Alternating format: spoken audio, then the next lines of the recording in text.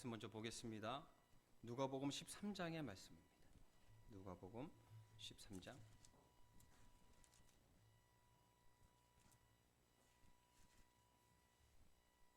6절에서 9절의 말씀.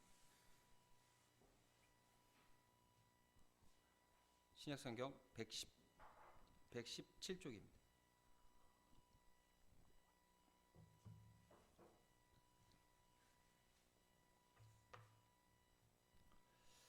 교독해서 읽도록 하겠습니다. 이에 비유로 말씀하시되 한 사람이 포도원에 무화과나무를 심은 것이 있더니 와서 그 열매를 구하였으나 얻지 못한지라.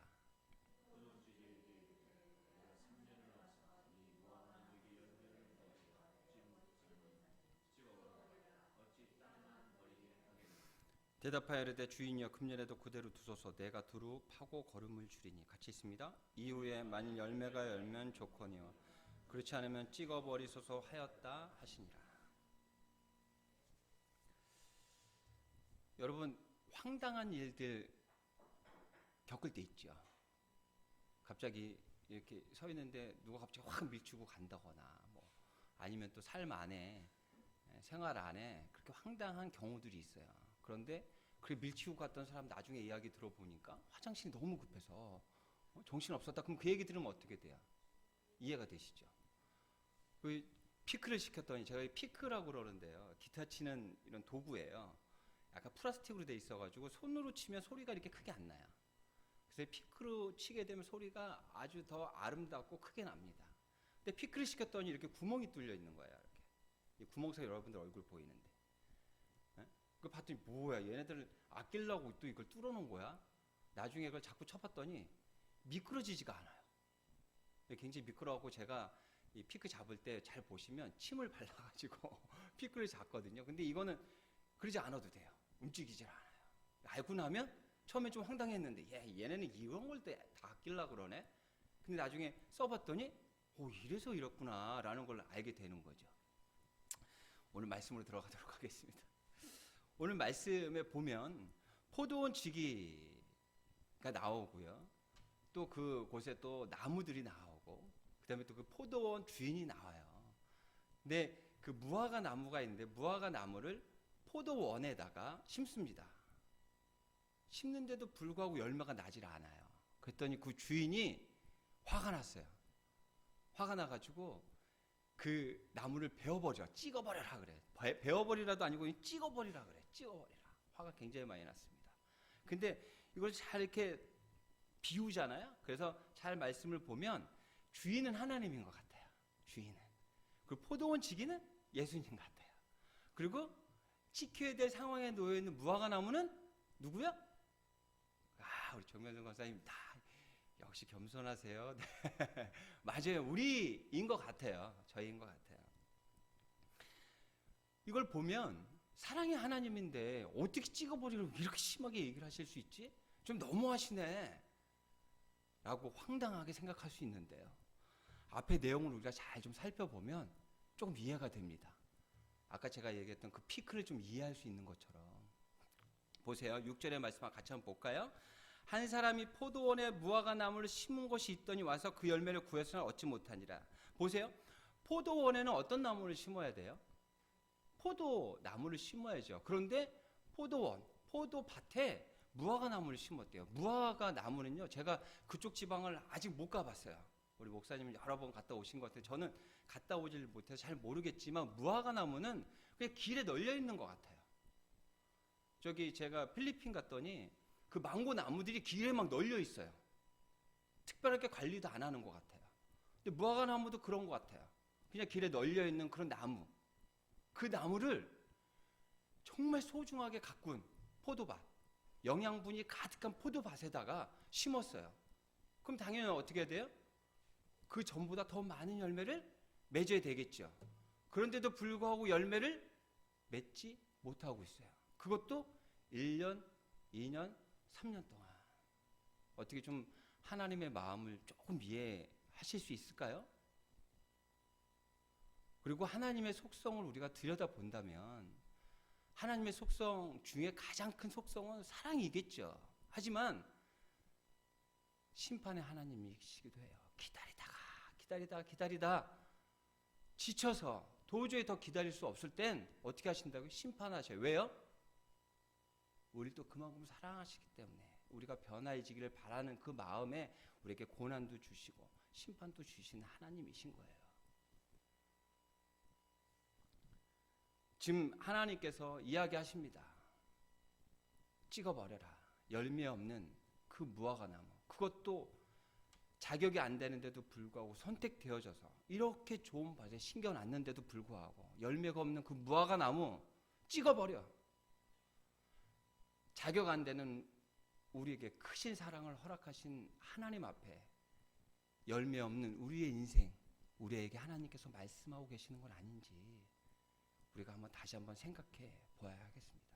이렇게 끝난다면 우리는 얼마나 불행할까요? 얼마나 속상할까요? 마음 아플까요? 어떤 허무 개그가 생각나지 않으세요? 이렇게 끝이 난다면? 그런데 이때 포도원 치기, 예수님께서 이야기하셔요. 9절 같이 읽어보도록 하겠습니다. 아니 8절부터 9절까지 같이 한번 다시 읽어보도록 하겠습니다. 시작. 대답하여 이르되 주인이여 금년에도 그대로 두소서. 내가 두릅하고 거름을 주리니 이후에 만일 열매가 열면 좋거니와 그렇지 않으면 찍어버리소서 하였다 하시니라. 아버지한테 막 혼이 나요. 근데 어머니가 중간에 서서 이제 그만하세요. 그때 마음이 어떻습니까? 그 중재해주는 그 어머니가 얼마나 고마워요. 그래서 제가 오늘 오전에 청소년부 예배 드리면서 혜랑이한테 물어봤어요. 엄마 아빠한테 혼날 때 어느 분이 더 무섭니? 그랬더니 고민하더라고요. 그러더니 아빠요 이러는 거예요. 그래서 제가 그랬죠. 아빠한테 혼날 때 엄마가 중재해가지고 혼나는 게 좀 줄어들 때 그때 기분이 어땠어? 그랬더니 얘가 정색을 하고 엄마가요 한 번도 안 말려주셨어요. 근데 우리 예수님께서는 중재해 주시는 거예요. 하나님과 우리 사이에 필요한 것들을 채워주시고 부족한 부분들을 더 넣어주시며 능력으로 이끄시는 그 예수님께서 한 번의 기회를 더 주십시다라고 얘기하는 거예요. 어때요 여러분? 마음이 좀 안심이 좀 되셔요? 그렇다면 그 영양분 많은 그 포도밭에다가 뿌리만 잔뜩 내리고 있으면 이제 끝날까요? 야 이제 영양분 올라오겠지. 그러고 나면 끝이 날까요? 아니요. 이 앞의 내용을 보면 우리의 모습은 어떠해야 될지에 대해서 이야기하고 있습니다. 1절부터 5절까지거든요. 같이 한번 읽어볼게요. 시작. 그때 마침 두어 사람이 와서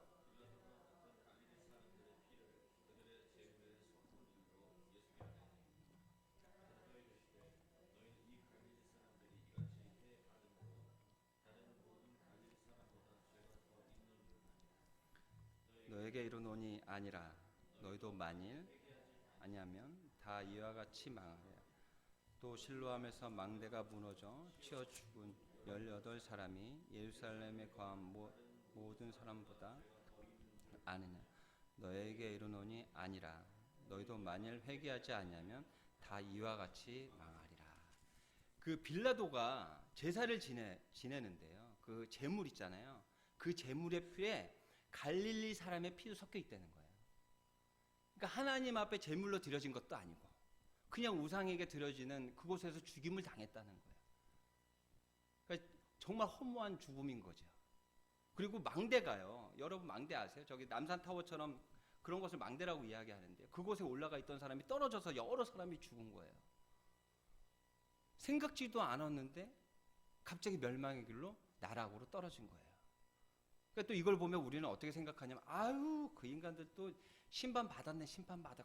아이고 좀 잘 살지. 그럴 줄 알았어. 이 사람들이 심판 받은 건지 안 받은 건지 그 몰라요. 우리가 그렇게 볼 필요도 없어요. 근데 예수님께서 뭐라고 그러시냐면 이렇게 얘기하시는 거예요. 그이들이 심판 받아서 멸망 뭐 이런 이야기 하시는 게 아니고요. 너희들이 회개하지 않으면 방향을 돌리지 않으면 네가 살고 싶은 네 뜻대로 계속해서 살다 보면 이들이 멸망한 것처럼 너희들도 어느 날 갑자기 이 멸망의 길로 들어설 수 있다라는 것을 지금 이야기하고 계시는 거예요. 결국 예수님께서는 우리에게 무엇을 이야기하시냐면 회개해야 된다. 근데 여러분 아시죠? 회개 그 말뜻을 알고 계시죠? 관역이 있으면 벗어나는 것, 우리의 삶을 다시 방향을 바꿔서 그 관역 안으로 집어넣는 온전하고 바른 방향으로 나아가는 것, 그것을 회개라고 하는 거예요. 그러니까 결국에는 내 뜻, 내 생각, 내 목표, 내 계획대로 나아갔다면 하나님 뜻, 하나님 계획, 하나님 목표로 방향을 바꾸는 것을 회개라고 이야기합니다. 우리 철야 예배 때, 예전 철야 예배 많이 가고 했을 때 그 마음을 울리는 음악을 틀어놓고 주여 잘못했습니다 하고 눈물을 흘리면서 그렇게 기도한 적이 있잖아요. 그것도 회개죠. 근데 그렇게 하고 만약에 방향이 달라지지 않는다면 그건 회개 아닌 거예요. 우리 지난 수요일날 목사님께서 얘기하셨잖아요. 은혜 받는 거 그냥 내가 듣기 좋은 소리 듣고 아 좋네, 내 감정을 건드려서 좋네, 은혜 받아서, 그게 은혜가 아니라고 그러시잖아요. 은혜는 찔림을 받고 그 찔림을 통해서 내가 내 삶의 모습을 바꾸겠습니다, 방향을 바꾸겠습니다, 그렇게 결단하는 것, 그것이 은혜라고 말씀하셨잖아요. 방향을 바꾸는 것, 그것을 회개라고 이야기하는 거예요. 그 우집사님, 임영거 사님 남편의 이야기를 들었는데요, 이런 이야기를 해주시더라고요. 우집사님 얘기 하려고 하니까 아까 막 좋으시던 분들도 막 정신 바짝 차리시는데 굉장히 인기가 많으신가 봐요, 우집사님이. 네. 우집사님이 이런 얘기를 하시더라고요. 아주 가장 친한 친구들이 있었는데 그 친구들이 만나면 고스톱을 친다는 거예요. 계속해서 고스톱을 친대요. 고스톱을 치는데 한날은 그런 생각이 들더래요. 너무 좀 한심하다 그럴까? 그러니까 너무 안에 매여가지고 친구들끼리 그것만 하고 있는 게 너무 안타깝더래요. 그래서 친구들한테 이렇게 얘기했대요. 야, 우리 밖에 나가자. 운동도 하고 좋은 자연에 나가서 건강도 좀 찾자라고 얘기했는데 그 친구들은 들은 척도 안 하더래요. 계속해서 고스톱 더 재밌다는 거예요. 그래서 어떻게 했을까요? 우시사님이 친구들을 내비두고 방향을 바꿨어요. 그래서 혼자만 나온 거예요. 같이 산에 가보셨어요? 우리 한 절반 가면 벌써 정상 다 올라가 계시고요. 얼마나 이렇게 다니셨는지, 필요한 거 있으면 전화만 한 통이면 다 받으시는 분이에요. 최상급으로, 최고 좋은 곳으로 얼마나 많이 다니셨는지. 그리고 얼마나 건강하십니까? 지금까지 그 친구분들하고 그 골방에 모여가지고 계속해서 고스톱만 치셨으면 아마 무릎 다 나가셨을 거예요. 허리도 굉장히 아프셨을 거예요. 지금 굉장히 건강하잖아요. 방향 바꿨잖아요. 근데 방향을 바꾼다는 게 있잖아요, 쉽지는 않아요. 왜 그러는지 아세요?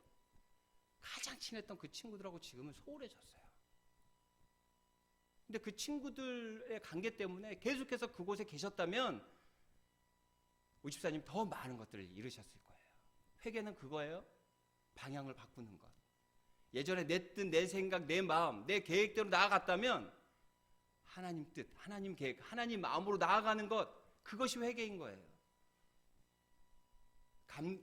감성적인 노래 틀어놓고 눈물 흘리며 저 회개할게요, 회개했어요 라고 이야기하는, 그게 회개가 아니고 나의 삶의 모습을 돌아보고 결단하며 새로운 모습, 하나님께서 바라시는 그런 모습으로 나아가는 것, 그것이 회개란 말이에요. 제가 아는 40대 중반의 남자분이신데 인테리어 쪽에 일을 하세요. 근데 이분은 기능공이에요. 잘 하시는 분이에요. 그래서 돈을 많이 법니다. 그러니까 웬만한 직장생활 하시는 분들보다 돈을 많이 벌어요. 근데 하루는 저한테 이런 얘기를 하는 거예요. 형님, 저한테 형님이라고 그래요. 형님, 돈을 꽤 버는데요, 아내도 돈을 벌기 때문에 돈을 꽤 많이 버는데요, 재미가 없어요. 보람도 없어요. 이런 얘기를 저한테 하는 거예요. 가만 얘기를 들어보니까 아이가 넷이에요. 아이가 넷인데 첫째 애가 야구를 해요. 그러니까 돈이 또 더 많이 드는 거예요. 그러니까 두 분이 뭐 거의 한 1년에 거의 1억 가까이 되는 돈을 벌어도 쓰는 돈이 너무 많다 보니까 항상 부족한 거예요. 재미가 없는 거예요. 그래서 제가 뭐라 그랬냐면, 용중 씨인데, 용중 씨 약간 시선을 좀 돌려보라고. 지금 용중 씨는 정말 보람된 일을 지금 하고 있는 거라고. 요즘에 세상에 그 아이 하나 낳아서 키우는 거 그 부담 때문에 혼자 쓰고 싶어가지고 결혼 안 하는 사람들이 있는 세상인데, 아이를 4씩이나 낳아서 그 아이를 지금 양육하고 새 생명을 키우는 그 일이 얼마나 보람되냐. 이 일은 너무 대단한 일이다. 정말 어디 가서도 박수 받아야 될 일이고, 본인조차도 정말 감사함으로 아이들을 양육해야 된다라는 이야기를 제가 했죠. 그래서 그런 생각이 들었어요. 이 친구가 돈 버는 이유, 또 아이들을 양육하는 그 이유, 그것을 제대로 깨달아야 돼요. 돈이 좀 모질래도요, 아이들이 자라나는 모습을 기뻐할 수 있고요. 또 돈을 많이 좀 못 벌어도 내가 그 기능공 역할을 통해 다른 사람들에게 기쁨을 주고 있다는 것을 깨닫게 되면 그 좀 모질란 것 때문에 속상한 게 아니라 다른 사람을 기쁘게 한 그 마음으로 더욱더 기쁘고 감사한 삶을 살아갈 수 있을 거예요. 방향을 바꿔야 돼요. 방향을 바꾸게 될 때 우리의 삶의 모습은 달라지는 거예요. 예수님께서 얘기하셔요. 너희들이 영양분 많은 그 땅 속에다가 뿌리를 내리고 그 뿌리를 통해서 영양분을 흡수하게 되려면 가장 먼저 이루어져야 게 뭐라고요? 회개. 회개는 방향을 바꾸는 것, 하나님의 뜻, 하나님의 계획으로 나아가는 것. 그렇게 될 때 우리에게 주시고자 하는 그 영양분이 온통 우리에게 전달이 되어질 거예요. 이렇게 될 때 예수님이 뭐라 그래요? 열매를 맺을 거라고 이야기하시잖아요. 이제 열매가 맺어질 거예요. 그동안에는 제대로 이런 것들이 이루어지지 않았기 때문에 열매가 맺어지지 않았어요. 내 생각대로, 내 뜻대로, 내 마음대로만 살았기 때문에 열매가 맺어지지 않았어요. 그렇다면 열매가 맺어졌어요. 그렇다면 열매가 맺어지는 모습은 어떤 모습일까요? 그럼 열매가 맺어지는 모습은 어떤 모습이에요? 사도행전 3장에 보면은요, 제가 한번 잠깐 찾아볼게요. 제가 찾고 여러분들한테 읽어드릴게요. 3장 4절에 보면 이런 말이 있어요. 그 베드로와 요한이 그 못 걷게 된 사람 앞에서 예수 그리스도의 이름으로 걷게 해주잖아요. 그 걷게 해주는 그 능력을 발휘하기 전에, 그 능력을 드러내기 전에 뭐라 그러냐면 이런 얘기를 해요. 4절에 베드로가 요한과 더불어 주목하여 이르되 우리를 보라. 우리를 보라. 하나님께서는 어떤 날 갑자기 뿅 하고 나타나셔가지고 우리에게 필요한 것들을 주지 않으셔요. 사람을 이용하시고 사람을 통해서 하나님께서는 일하신단 말이에요. 열매를 맺는다라는 것 이거예요. 하나님이 안 보여. 어떻게 믿어? 아니, 네 모습을 보니 하나님의 모습이 내 눈에 보여. 그것이 열매 맺는 인생인 거예요. 그것이 열매를 통해서 하나님의 모습을 드러내는 그런 삶인 거예요. 요즘에 큰 교회 목사님들, 또 큰 권력을 갖고 있는 정치인들, 얼마나 많은 욕을 먹습니까? 권력을 가졌다고 성공한 게 아니에요. 권력을 가졌다고 열매를 맺는 게 아니에요. 성도가 실수 없을 정도로 그렇게 많다고 해서 그게 열매 맺는 인생이 아니라고요. 그 모습을 통해서 하나님이 살아계시구나, 하나님이 일하고 계시구나, 하나님께서 역사하고 계시구나라는 것을 알게 되는 것, 나를 통해서 그것을 깨닫게 하는 것, 그것이 열매 맺는 인생인 거예요. 여러분들이 열매 맺는 그런 인생이 됐으면 좋겠어요. 그러기 위해서 먼저 방향을 틀어야 돼요.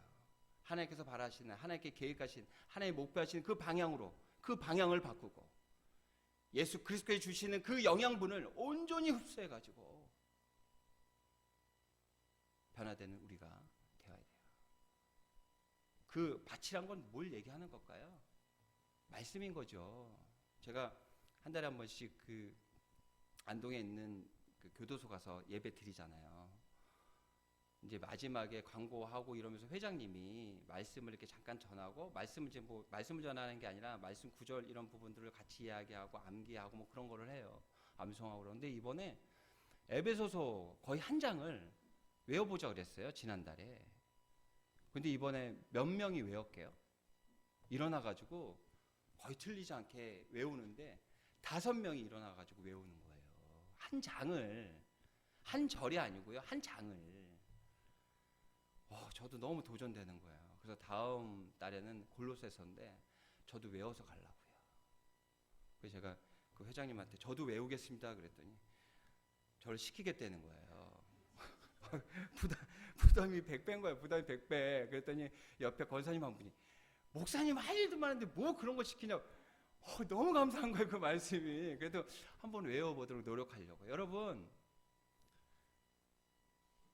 밭은 벌써 정해져 있고요. 결국에 우리는 그 밭에 뿌리를 내리고 있어요. 우리가 자꾸 외면하려고 그래서 그렇죠. 그 말씀으로 자꾸만 들어가려고 하고 깨달아 알려고 하다 보면 그 말씀은 나를 살리고 나를 통해서 하나님의 영광을 드러낼 수 있는 그런 모습이 되는 거예요. 그렇다면 하나님의 이 영광을 드러내고 하나님께서 지금 바라신 이 열매를 맺기 위해서 얼마나 큰 일들을 해야 돼? 구제해야 되고 나눠야 되고 도와야 되고 얼마나 힘들고 어려워? 아니요. 그게 아니고 지금 깔아놓은 그 자리 위에 뿌리 내리고 영양분만 흡수하면 되는 거예요. 제가 근래 읽었던 책에 있는 내용인데 이런 내용이 있었어요. 그 아버지가 TV 보는 걸 굉장히 좋아합니다. TV 보는 거를. 그래서 TV를 항상 이렇게 보시는데 그 딸은 기숙사에 있는 거예요. 누구처럼? 해랑이처럼 이렇게 기숙사에 있다가 일주일에 한 번씩 와요. 그럼 저기 그 주말에 오면 그 딸은 무슨 일을 하냐면 아빠랑 같이 TV를 봅니다. 그럼 너무 행복한 거야. 그 딸도 행복하고 그 아빠도 행복해요. 근데 그 아빠는 테레비 보는 걸 너무 좋아하니까 무슨 취미가 있냐면 전자 그 대리점 가가지고 테레비를 보는 거예요. 야, 이 테레비는 이래서 좋겠고 저 공면은 또 저래서 좋겠고 그게 취미인 거예요. 그렇지만 돈이 없으니까 살 수가 없는 거죠. 가서 막 보는 거예요. 그러니까 그 딸이 그 모습을 보는 거죠. 옆에서 얼마나 갖고 싶으시면 저러실까. 그래서 속으로 마음을 먹습니다. 내가 돈을 벌면 가장 먼저 번 돈으로 아빠에게 TV를 사드려야겠다. 그런 마음으로 아빠한테 그 이야기를 합니다. 아빠, 내가 가장 먼저 번 돈으로 그 돈으로 아빠 TV 제가 사드릴게요. 그랬더니 그 아빠가 뭐라고 그러는지 알아요, 여러분? 아니야, TV 내가 안 사줘도 돼. 그냥 예전처럼 내 옆에 앉아서 같이 TV 봐주기만 해도 돼. 하나님이 그러셔요, 여러분. 야, 너무 고민하지 마. 말씀에 집중해봐. 너희들을 유혹하는 그 시선들에서, 그 마음들에서 좀 벗어나서 나에게 그냥 집중만 해봐. 뭐 하려고 하지 마. 뭘 하는 걸 바라는 게 아니고 나에게 집중하다 보면 그 안에서 열매가 맺어지는 거야. 라고 하나님은 이야기하시는 거예요. 나무가 영양분을 빨아들일 때 본능적인 거예요, 여러분. 그렇죠? 그 영양분을 빨아들이기 위해서 얼마나 막 힘을 쓸까 그런 생각 해보세요? 아니요. 같이 있는 거예요. 제가 예전에 한번 말씀드렸죠? 걷는 사람 위에 누가 있다고요? 뛰는 사람 위에 나는 사람 위에 붙어있는 사람 있잖아요. 아무런 힘 안 써도 돼요. 우리 하나님께 붙어있자고요. 그냥 영양분 주시는 대로 그냥 쫙쫙 빨아들이게 그냥 붙어있자고요. 뭔가 하려고 하지 마세요. 그냥 하나님께 집중하자고요. 예배 시간에도요. 저 밥이 탈 텐데 오늘 국 끓인 게 맛있을까? 아니, 내가 청소하는데 청소 좀 안 된 부분은 어디일까? 그런 고민 좀 내려놓으시고 예배 시간에 하나님께 집중하는 거예요. 하나님 어떤 말씀 주시겠어요? 제가 그 말씀 제 삶에 비춰볼게요. 그래서 그 삶과 다른 그런 삶이라면 제가 회개하고 방향을 바꿔서 하나님께서 원하시는 그런 방향으로 나아갈게요. 그리고 주신 그 말씀, 나무가 영양분을 그렇게 먹듯이 제가 그 영양분을 통해서 변화될게요. 우리 그렇게 예배합시다. 우리 삶 안에서도 한 번 더 말씀, 한 번 더 하나님 마음 나아갈 수 있도록 하나님을 생각하고 하나님께 집중하는 우리가 되어야겠습니다. 그렇게 집중하시는 여러분 되어서 하나님이 살아계심을, 하나님께서 지금도 이러고 계심을 세상에 전파하고 나누는 여러분들 되시기를 바랍니다. 기도하겠습니다. 하나님, 은혜를 감사합니다. 우리를 중보하시고 우리를 위해서 일하시는 그 예수 그리스도의 이 말씀을 그냥 귀로 듣고 흘리지 않게 하여 주시며 우리를 위해 쓰시는 그 예수 그리스도의 사랑을 깨달아 알게 하여 주셔서 그 영양분을 그대로 빨아들이며 삶의 변화가 있을 수 있도록 말씀에 집중하는 저희들 되게 도와주시옵소서. 결국에 회개가 그냥 형식적인 회개로 끝나지 않게 하시고 이유 있는 회개가 되게 하여 주셔서 온전한 방향으로 나아가는 저희가 되게 도와주옵소서. 예수님의 이름으로 감사하며 기도드립니다.